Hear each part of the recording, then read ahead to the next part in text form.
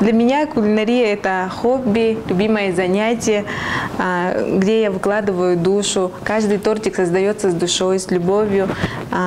И мне нравится получать отзывы от заказчиков. Вот каждый элемент торта – это вот частичка моей души.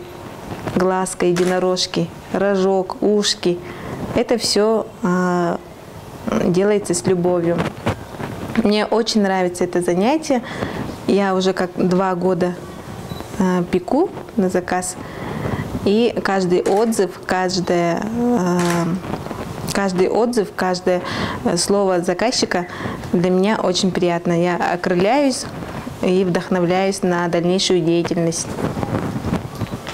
В планах, в мечтах у меня есть открыть кулинарную школу, либо кофейню можно, да, и заняться этим вплотную, как основной вид своей деятельности, как основной работы. И уже как бы относиться к этому делу, как к делу в своей жизни.